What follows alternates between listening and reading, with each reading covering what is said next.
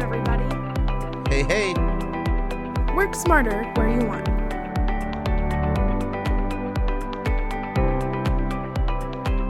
This is learning at its most fun.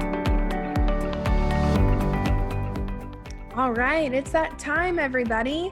This is Hayley. I'm one of the trainers at Redtail Technology, and I'm so excited that you're joining us for today's webinar. Charesse Spiller is one of the consultants in our industry, and I consider her a personal friend. She's so knowledgeable about financial advisors' practices and operations within your businesses. I'm so jazzed to be sharing this presentation with you all. So a little history about Charesse. She's an operations consultant who works exclusively with financial planners. Charesse proactively engages with each firm to analyze their current processes, create new systems, and implement them so they can seamlessly scale their business. And it is as good as it sounds, folks. Her experience works with multiple firms across the United States, and it has shown her the ins and outs of what makes a financial planning firm successful, while drawing key knowledge from three core areas: the financial planning process, the client experience, and technology integrations.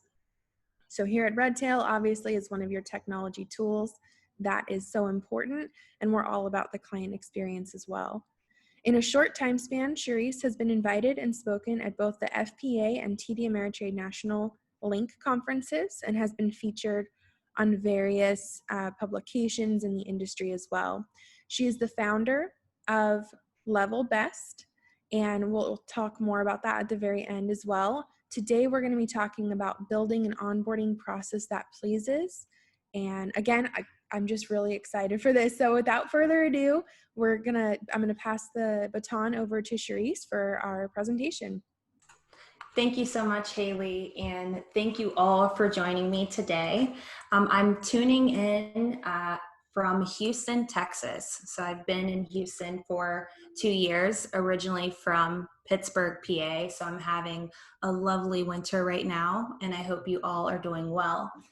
So today I wanted to talk to you about the onboarding process. So the reason why I picked this topic is because it's a major challenge for firms, and that's for a number of reasons.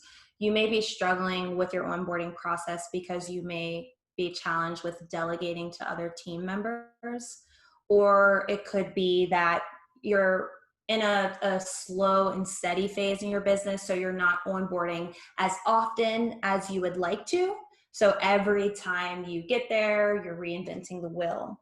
And let's not forget that you also have to have your clients' engagement throughout the onboarding process by making sure they commit to working with you by signing documents, giving you the resources that you need to do your job with preparing the financial plan. So today, what I really want to do is just find some quick wins for you during our hour together on how to iron out and actually map out your onboarding process with intention. So today is going to be a lot of strategy, thinking through what you actually do, so then you can put it into practice for your next new client. So just before I move forward, if you have any questions as I go through, feel free to drop it in the chat and I'll try to answer them along the way. But today I would like to cover 3 main points. So first, we're going to talk about key components that you can add to your internal onboarding process. So today, we're really going to focus on the back end of things that your firm can do so the client can have a good experience working with you. Then we're going to walk through what that looks like in practice through a digital whiteboarding exercise. And then I'm going to pass it back to Hayley at the end, and we're going to go through the workflow that we map out and what that looks like in Redtail. To kick this off, let's start with the internal components. So I listed 4 here. And my first point is providing clear and concise information. So this will impact your team and your client.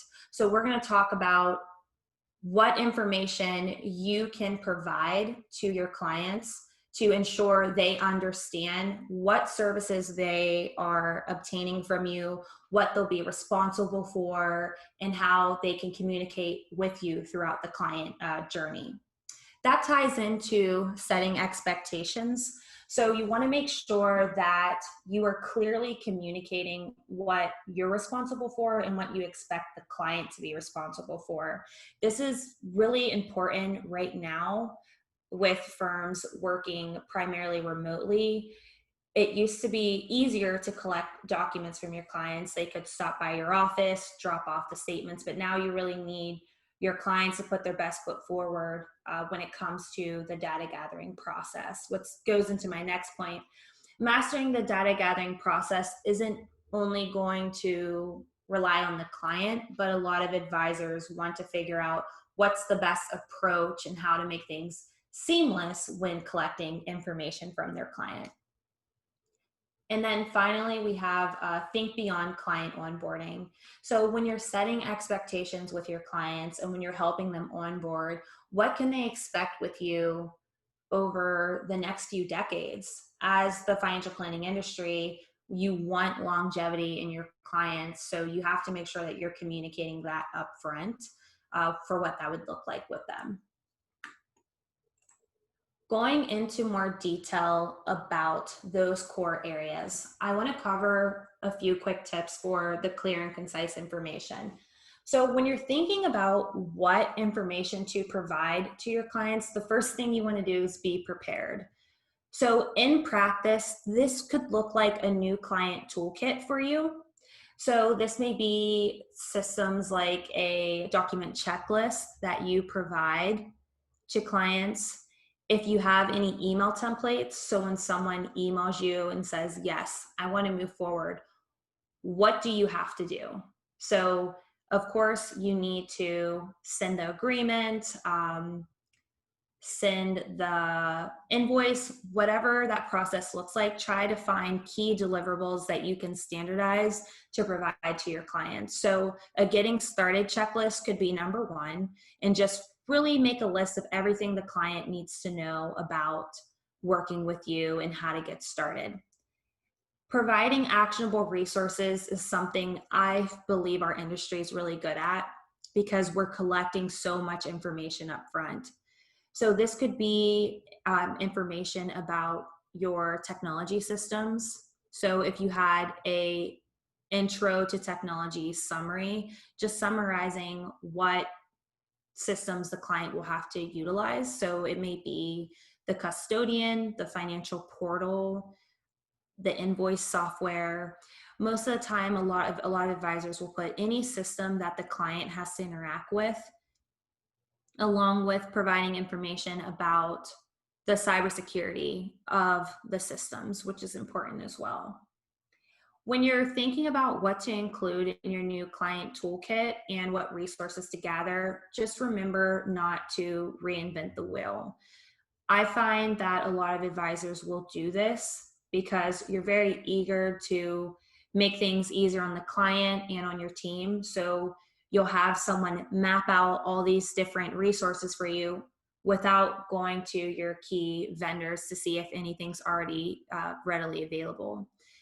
TD Ameritrade, eMoney, Right Capital, those are three systems I can think of off the top of my head that has client-facing collateral for advisors to easily pull and integrate into their practice. So my pro tip on this slide is just to make sure that you reach out to those vendors to see what's available before you get started with mapping out those resources internally. So the next one is setting expectations. This is very important, but often missed. And it's often missed because if you are a solopreneur or you're growing fast, you may just be trying to get through what you need to do and not focusing on the other aspects of the engagement. So you're really looking at those tangible items, but you're not focusing on items outside of what you have to do to set the standard for your new client.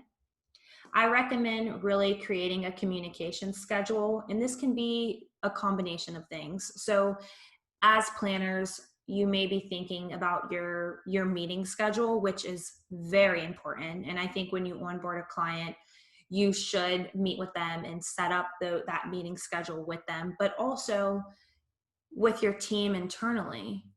Is there a way that someone from your team can provide a service call in the future to new clients to see how things are going? Will they receive a quarterly newsletter from you or a quarterly performance report? What does that communication schedule look like? And this also ties into your client service calendar and your touch points.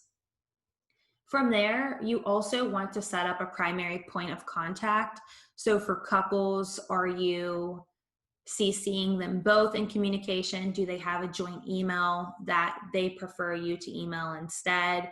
Really identifying like what's the best method of contact. And I know Redtail has a lot of features in the system where you can actually pick who can be the primary point of contact. Again, that's the client side, but looking internally, you can decide the primary point of contact for your team. Who will the client be communicating with in the future? Would it be a client service associate, an associate advisor, and the lead advisor?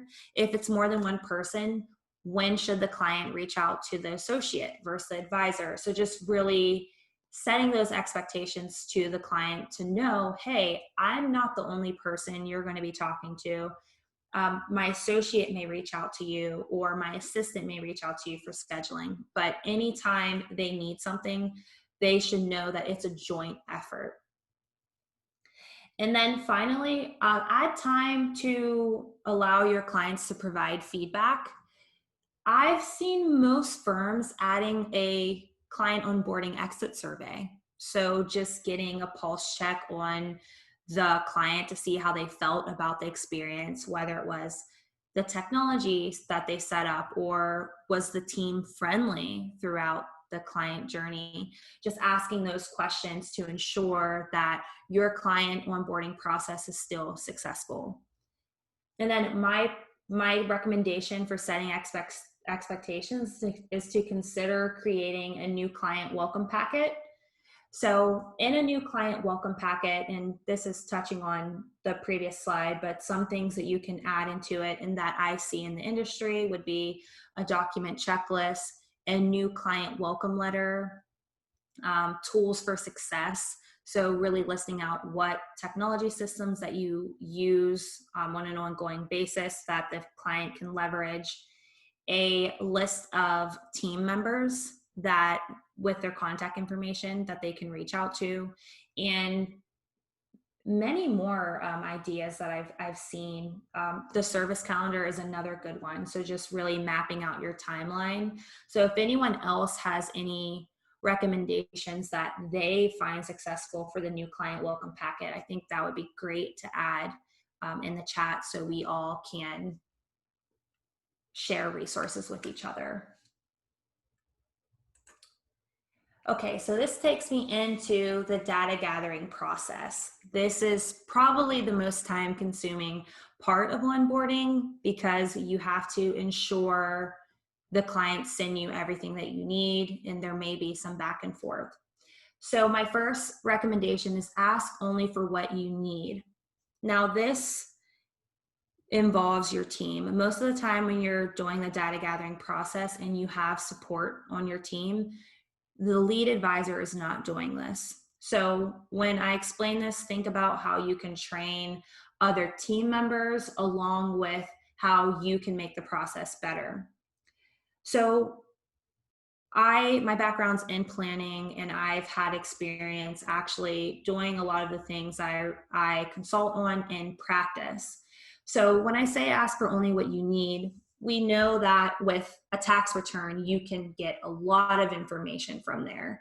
So if you are obtaining a tax return, what on your document checklist could you eliminate to make it easier for the client?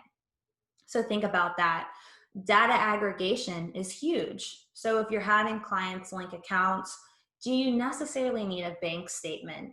Probably not. But when it comes to investment account, you probably want the statement and you want it linked to the data aggregation tool. This will help your clients have a more consolidated list of what they need, and they're not really trying to reach out to different systems to gather information that's not necessary.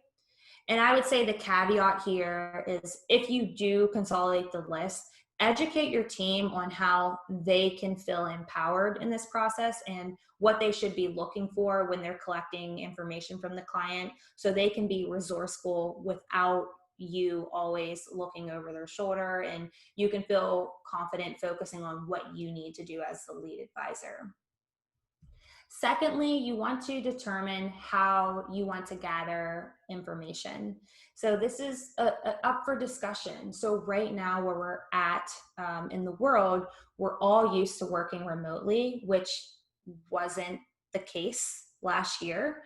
So I recommend a data gathering software. I like Concise.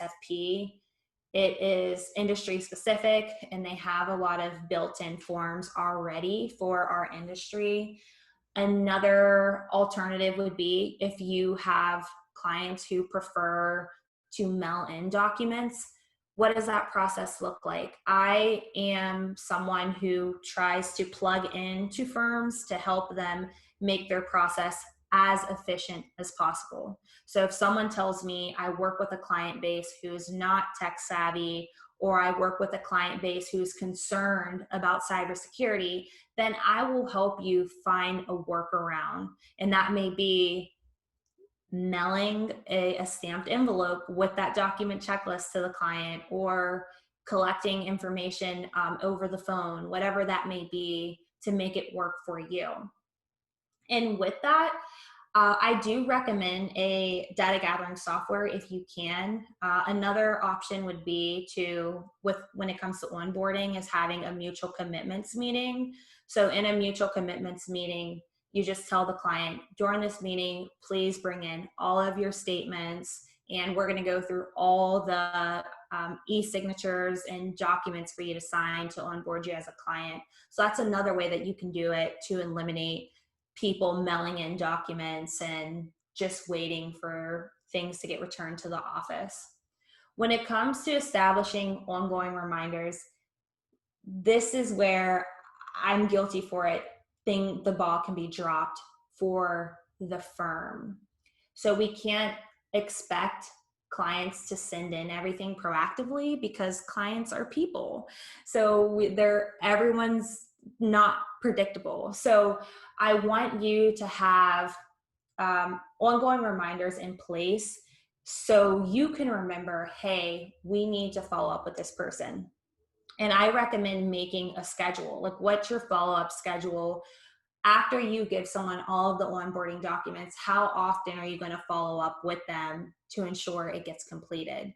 And when you do this, I recommend creating email templates. So Redtail has an email template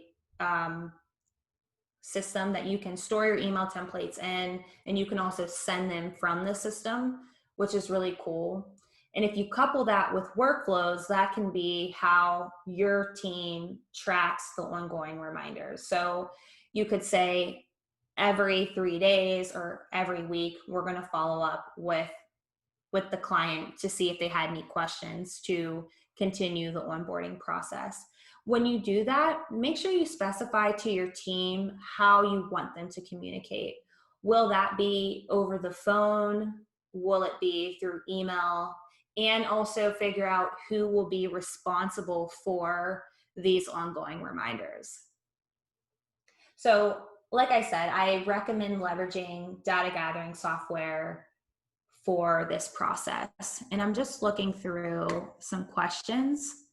And so someone asked, are there other data gathering software options? And yes, so I mentioned Concise. It looks like you guys have that. Jotform is another tool. And then one I didn't mention is the financial planning software. So systems like Right Capital, eMoney, I believe Orion has a data gathering tool.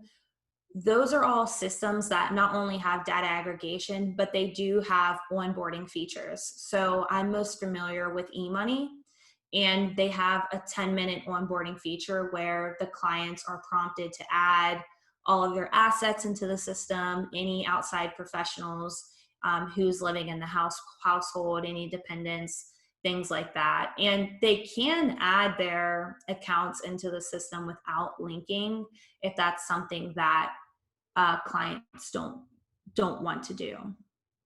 So I think this is my final point. Thinking beyond onboarding basically means setting you up for success and your client up for success. You want to make sure the relationship is successful. As I mentioned earlier, longevity is important with clients in financial planning. So identifying your client servicing approach is just setting the tone for what the experience is going to look like.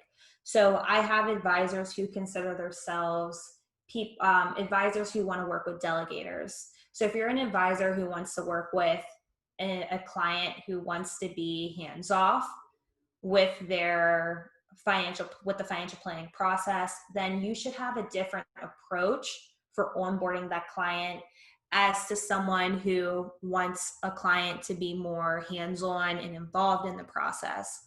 So if you're hand-holding your client through the onboarding process where you're doing everything for them, they're not really taking any responsibility in the process, what is that going to look like through the first year and ongoing? It's also a personality match too. And that's something that I think a lot of advisors don't focus on, is like, what personality do you want your client to have as you continue to work with them? So it's not only about AUM and the service model that they pick, but also the type of person they are. That's one of the recommendations that Redtail makes, right? Is not running, everything isn't numbers based. It's a relationship, and relationships go two ways. So if your precedent is set at the beginning of the relationship with a prospect that maybe they don't seem the most interested, or whatever, maybe don't bring them on as a client, which I feel like we don't really talk about very much in the industry, right, Charesse? Yes, absolutely. Yeah, and I think this also falls into like your client avatar and your ideal client profile, deciding like what type of person works best with the services that you're offering. I love that. I love the choosing who you're going to work with. It's not, hey, whoever responds to our advertisement, or whoever, positively liked our seminar or whatever. It's not all about them liking us. We have to like them too. And then a lot of this sounds like, or might sound like, a lot of work up front, right? Oh, I have to sit down and identify my client servicing approach. That's already done. You already do it every day. It's just pulling it out of your brain and putting it onto paper, and collectively as a team, putting what everyone does in one honed out process, right? Yes, exactly. And it's funny because I feel like I know that a lot of advisors want to really work on their processes once they're past that phase in their business where they're realizing, this is my ideal client that I want to work with, and I want to build a process and a service to serve that ideal client. So tying into like identifying the type of service, you also want to introduce your tools for success. So I'm seeing a lot of information in the chat about technology to help your clients feel empowered and have your clients share information with you. That's really what this is. So your tools for success is, what systems are your clients going to be using to stay engaged in and outside of meetings? So if I'm a client of yours, how am I going to access information from you without talking to you or without requesting it from you? So that may be the document storage system that you put in your signature, where if someone wants to share a document with you, they can easily click that signature link to upload to that that system. It could be TD Ameritrade or Orion or eMoney. So how are they going to access statements? So when you're thinking about your tools for success, think about integrations. So with eMoney, now they have partnerships with TD and I believe Fidelity, where your account statements and the tax statements for your clients can automatically be added to the portal. So how can you consolidate this tools for success for your clients so they don't have to go into too many systems? And then you want to brainstorm techniques to keep your clients engaged. So recommendations after meetings, that's something that I find that a lot of advisors ask me about. How are you delivering your recommendations to clients, and how are you ensuring you are following up with them to make sure that they actually implement the recommendations that you provide? So this may be eMoney is another good tool for following up. You can add client task in the system.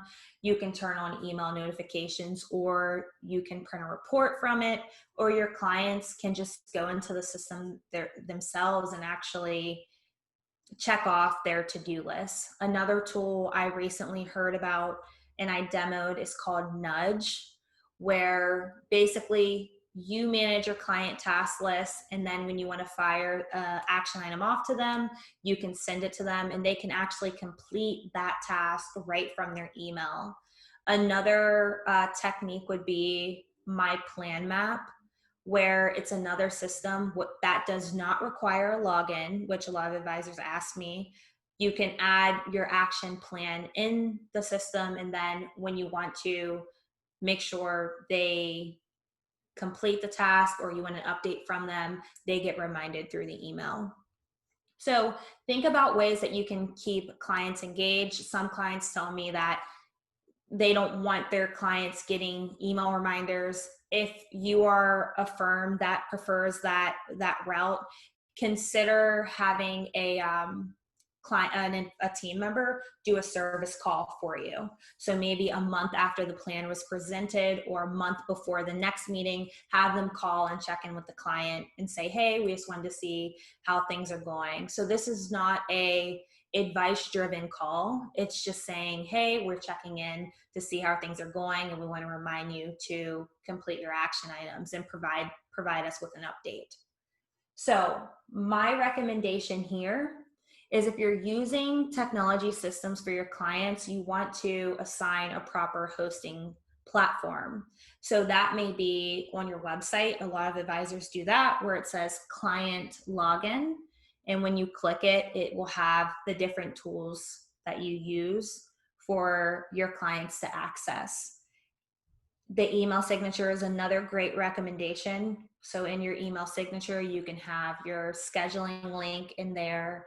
You can have your document storage link, whatever other systems that you're using. So I have a few questions in the chat. So someone asked, is what's my plan? It was My Plan Map. So that's the system that you can use to assign action items to clients. And it looks like James is asking, how to do some of these things in Redtail, and other systems definitely are great and integrate with Redtail to do the work for you. Like, for example, a Nudge sounds really cool. I wrote that down myself, and I just love the name of it too. That's super cute. But it sounds great that it's going to remind the client. Like in Redtail, it would not automatically remind the client, but you might have a workflow task that tells you to send an email to remind the client. So a lot more of the actions in Redtail are just going to be your reminders to then remind the client. A little bit more and more work in there, but you're not having as many systems. There's a little give and a little take, right? Between using the systems, and you'll decide what's right for you based on the size of your office, the workload of your team, what reminders or interactions with clients take priority over others, and other factors as well. Yeah, I think that's a great point with Redtail. And I look at Redtail as the system that you use to proactively engage with clients. So I think with my point for thinking beyond clients, I talked more about what happens on the client side and what tools for success they have, but I didn't necessarily talk about Redtail. So when I say brainstorming techniques to keep clients engaged, that's when Redtail, email templates, and workflows really come into play, because then you proactively have on your list, okay, this is the meeting cycle that I have with this client. So I want to reach out to them, February and August, like really identifying like what you want your touch points to look like. This is when you brainstorm, and then Redtail will be the tool for you to make sure you're actually doing what you're promising these clients that you're going to do. I love that. Yeah. And keep in mind, right, that touch points means many different things. It could be a bulk correspondence. It could be an event you're inviting only your top tier clients to, whether it's a Zoom event in current times, of course, or an in-person event. One of my favorite ways to keep clients engaged is just, maybe not currently, but there's one office that would buy out like a florist office, and then around Mother's Day they would invite clients and their kids to come into the office and make your own Mother's Day bouquet. Not everything is necessarily an email or mail merge, although Redtail can solve for those, but engaged means much more than a correspondence. It could be a connection in some way, or letting them know about a local event, or I'm sure you've got so many ideas from all the offices you've worked with as well. Mm-hmm. Yeah. Just to fire a few off. So like I really love building client service calendars. And I think when people come to me, they think it's going to be, all right, what meeting topics am I going to go over? Like what planning strategy should I have? But really it's all those other touch points that you have to manage your client relationship, not necessarily the financial plan. So advisors want to send a birthday card.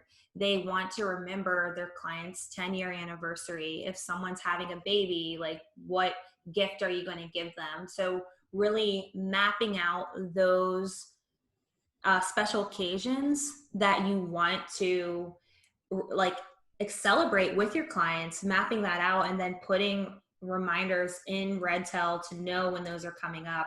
That's what's important. And I think, Hayley, that's what you're saying when it's like engaging is beyond the touch point of sending an email or completing a mail merge.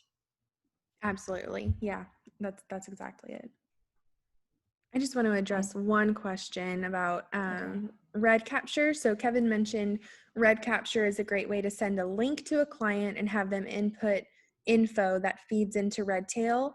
So essentially, yes, it's an online form that you can fill out, that you can set up and send to your clients. They click on a link, they create an account, and they fill out their information.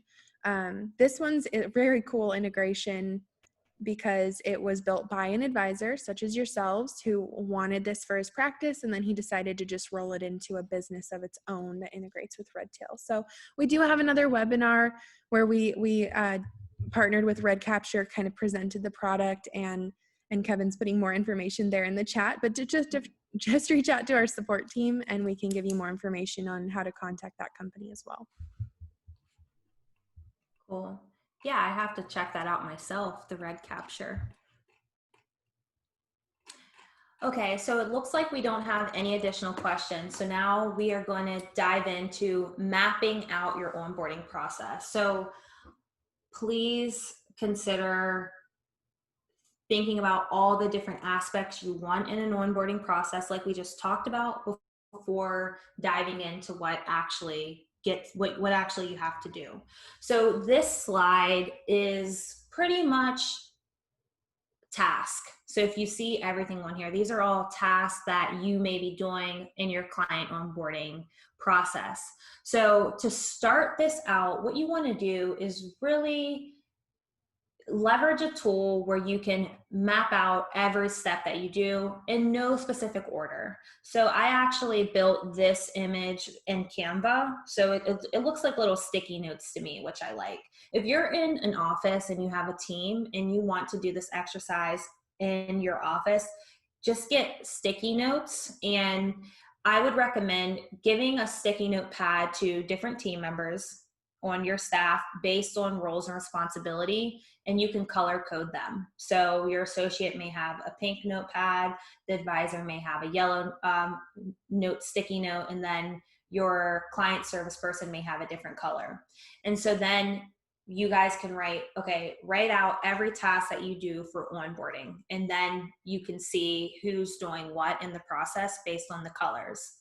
So that's kind of what I did here. The color coding is not specific to a role and responsibility, but once you do that, then you want to figure out the timeline. So that's when you are pretty much mapping out your workflow. So with your workflow, it's basically a series of tasks in a specific order. And so with that order, you'll know what needs to happen from different team members, so you can understand like your process in more detail. So to start this out, I did actions 1, 2, 3, and 4. So this is just pretty much the phases of your process. And then on the left-hand side, I have all of the action items that are part of our onboarding workflow. So keep in mind, there's no mention about new account paperwork. It's not a part of this presentation. This is pretty much a checklist for what you need to do in order to get the client from point A to point B. So once you have your phases mapped out along with your action items, then you want to delegate the order of the task. So action 1, which is phase 1, I dropped 3 sticky notes into this phase. To me, I think these 3 tasks correlate to actually setting up all of the account paperwork and everything you need to do internally in preparation to give it to the client. So step 1, I have adding the client to the firm's technology systems. So if you use DocuSign to prepare your agreements, or if you start with Redtail to store your client information, you want to get all of your information into the hub of your platforms. I would recommend Redtail as a starting point because Redtail has a lot of integrations with different systems. So you can map the client information from Redtail, easily importing it into another system of your choice. So for step 1, when you're going through this process, see what integrations are available with Redtail to make this easier on you. And then preparing the client service agreement would be step 2. I have that as step 2 because if you have a system that integrates with Redtail, then the client's information can easily be mapped over in order to prepare the client service agreement. And then finally, collect the initial payment for service. So subscription-based planning, one-time plans, advice-driven planning services require invoices. If you're doing the AUM model, this would be a different process for you. But if you're collecting the initial payment for fee for service, you may want to use a system like Advice Pay or Moon Clerk, QuickBooks, whatever you're using for that.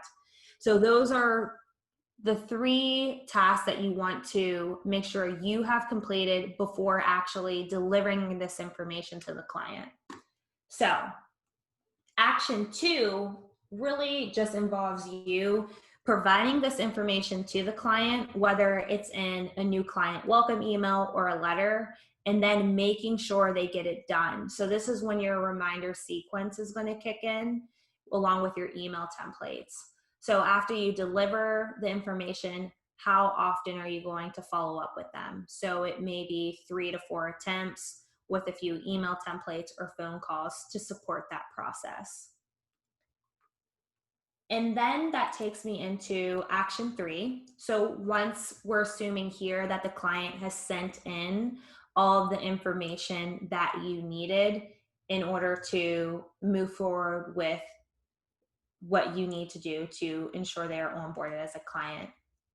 So you really want to make sure the client's information is organized so you can create a client folder in your document storage system. And you want to create naming conventions for your client folders so you can have consistency internally and stay organized, and also have naming conventions for your documents. So I worked at a wealth management firm before I started consulting, and we had 5 different locations, different practice groups, and we wanted to make sure things were consistent so we could cross train easily. So setting up those standards, setting up those SOPs will help. Even though this is something minor, whenever you bring on another team member, it'll save you time. And then once you gather all of your information, you want to update the contact in Redtail. So this is signed fee agreement date, whatever it may be, to involve your compliance or to make sure you're staying on top of the clients. I love Know Your Client in Redtail. Everything that's under Know Your Client, I tell advisors, just fill that all out when you get a new client. And then don't forget those soft touches and the client relationship touches that you want, that Hayley and I spoke about. You want to make sure birthdays are in there, anniversaries, meeting cycles, whatever you can think of that you want to track for your client as you go through the client journey. You want to make sure you update it as soon as you get the client. When I first started consulting, advisors would always ask me about inputting information for clients and how that process works. Most of it gets added when you get a new client, and then you maintain it throughout the client experience. And you may maintain it after a meeting once you get updated information.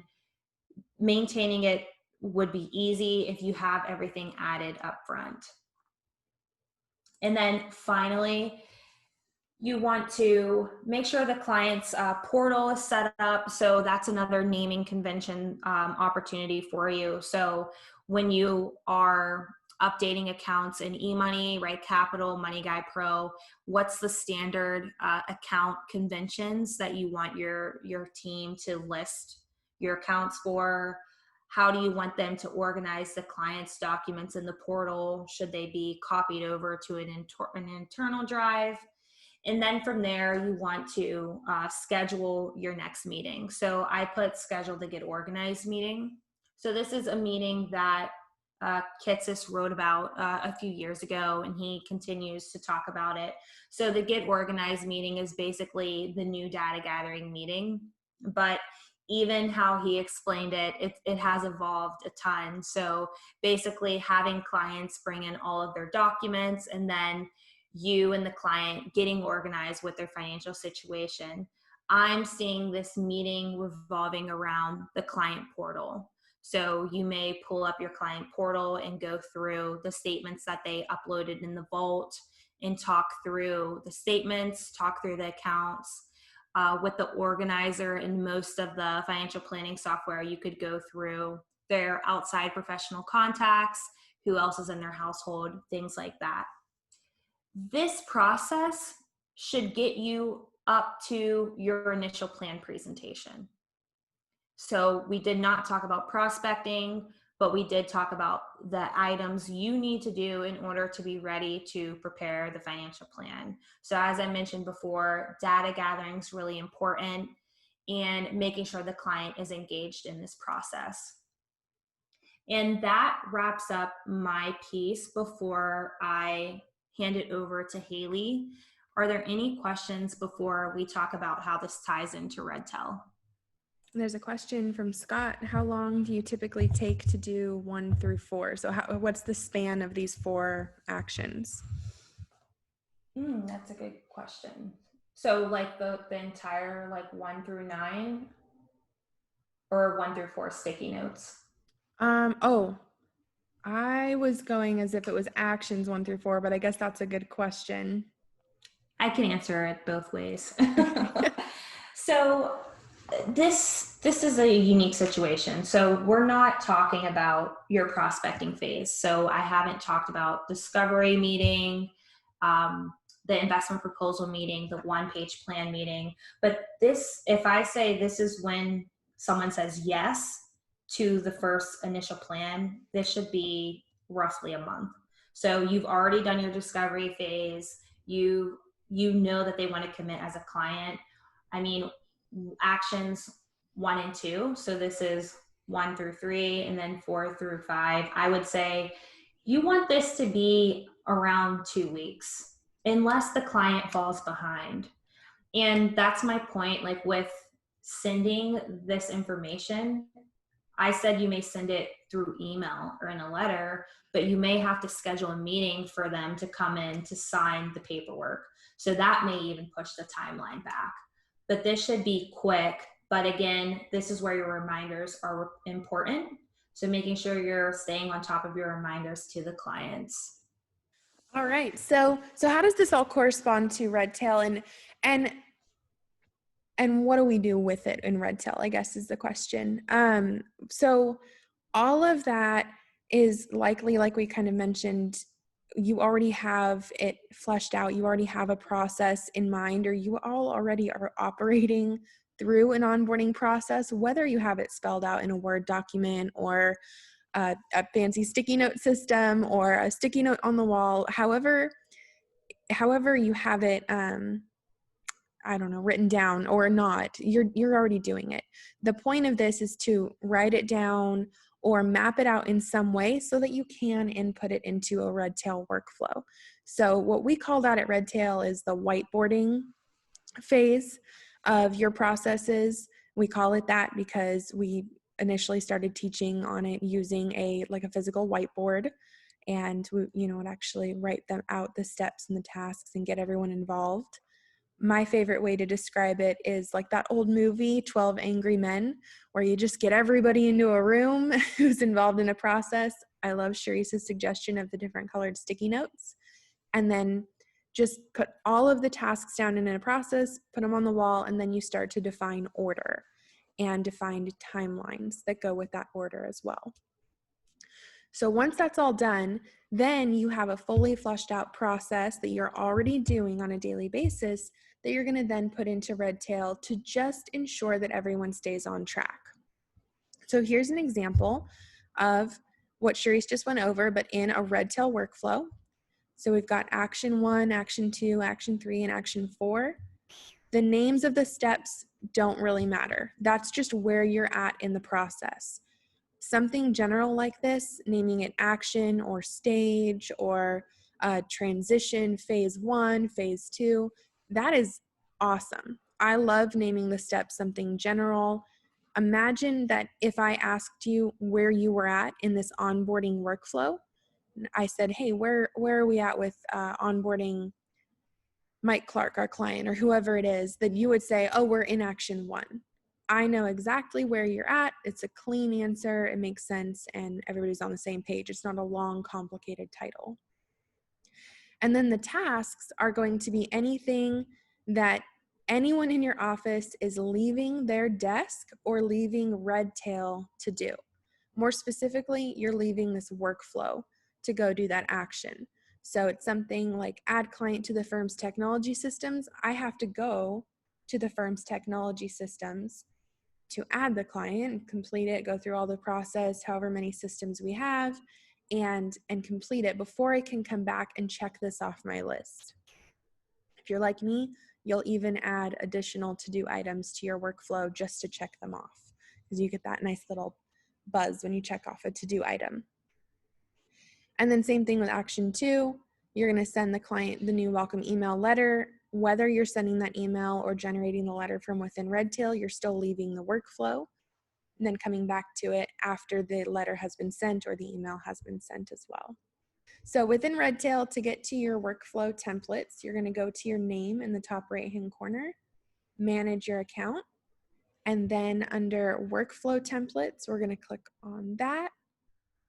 And this is where you may have some workflow templates that somebody in your office has already created. Whether you're a workflow wizard or a workflow novice on this call, I encourage all of you to check out your workflow templates after this call and start a conversation in your office. If you don't have any, Redtail has some templates that we can provide, whether in PDF form, or we can copy them directly to your database. If you'd like those services, stick around for the very end so I can give you the resource for that.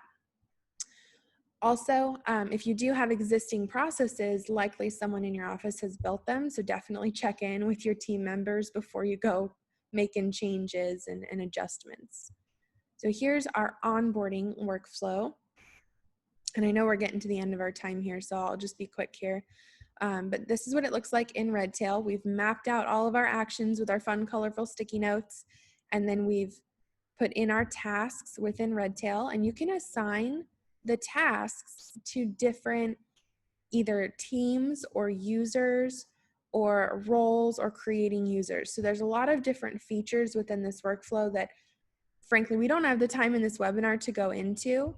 I will recommend most of the time you're going to assign to teams, and Redtail has other resources like webinars that walk you through the workflow building as well.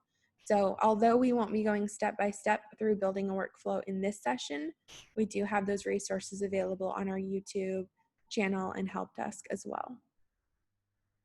So this is what this process looks like. As you can see, it's not extremely complicated. I think a lot of times, maybe you can back me up on this, Charisse, when we think of a workflow, I think we think of hundreds of tasks and steps and scrolling for days. They're really quite simple. Yeah, I definitely agree. And I feel like sometimes people confuse SOPs with workflows. Like workflows is just like a task list that's pretty much automated to me. Would you agree, Hayley? Yeah. And for anyone on the call who doesn't know, what's an SOP? So an SOP is a standard operating procedure, and typically I link SOPs into steps where people may need more instructions to complete that action. Yeah, awesome. So that's where I just pretended like someone else, it was for someone else's benefit. That was absolutely for my benefit because I forget all of our industry's acronyms all the time. Thank you for that. All right, so this is essentially our example workflow here. This is a template. So when it opens in a contact record, it's a copy and paste feature. So for when I'm onboarding a specific client, action 1 may become more complex, and I can add additional tasks off the cuff for a more involved prospect, or I can take away tasks if needed in a given situation as well. So it's customizable once it gets to the contact record as well. So you can really accordion, you can really fit this process to each client record as well. And I think that's all I was going to show in Redtail, so we can go back to the Canva. All right, so here I'm just showing updating a template task or a task within. One of my favorite ways to assign, I know I just recommended Teams, but one of my favorite ways to assign a workflow is to a creating user. And a creating user just means whoever initiated or started the workflow then has responsibility for this task. And then within the description, you can give as much detail as necessary. If your team needs an absolutely broken down click-by-click instructional guide to how to add the client to the firm's technology systems, this description can be as long as you would like. However, if you already know what you're doing, you don't feel like you need a workflow in the first place, then all you need is the name and you don't have to add a description. All right, so whenever we're creating a new process, it's not going to be perfect from the get-go. I've never seen a perfect one from the beginning. Have you, Charisse? No. I would be hard-pressed to create that, even when I make them. Mm-hmm. Yeah, definitely. And, really after you build each process, you want to figure out how you're going to train your team on it and how you're going to refine it as you go. So you may walk through the process as you onboard new clients, which I find smaller businesses, with the sake of time, do the trial and error process. Or if you have time, schedule a workshop during lunch, like a Redtail training workshop where you and your team walk through the workflow, get a feel for it, your email templates, and what it's going to look like on the client side. So usually when I do that, I have someone being the client and someone being the advisor or the person communicating with the client. So like, as we mentioned, just continue to do regular process audits. You can do that on an annual or semi-annual basis. And so you can determine what's working and what's not working and how you can continue to elevate your client experience. So that takes me to the end, and thank you, Hayley, for having me. The QR code on the screen has some resources available that I provided, Redtail provided. I believe the slides are on it. I think we all know now what the QR code is. I feel like last year I would have to explain this, but if you still don't know, all you have to do is pull up your phone, take a picture of it. It's going to ask you for your name and your email, and then all of the downloads will be sent to you in order to access this information. So thank you all for having me today. If you have any questions, feel free to go to getlevelbest.com for additional information, and my email is on the website as well. Thanks so much for joining us today for this particular session. If you have any questions, please don't hesitate to give us a call at 800-206-5030, option 3 for support, or just shoot us an email over to support@redtailtechnology.com. Thanks a lot and have a great day.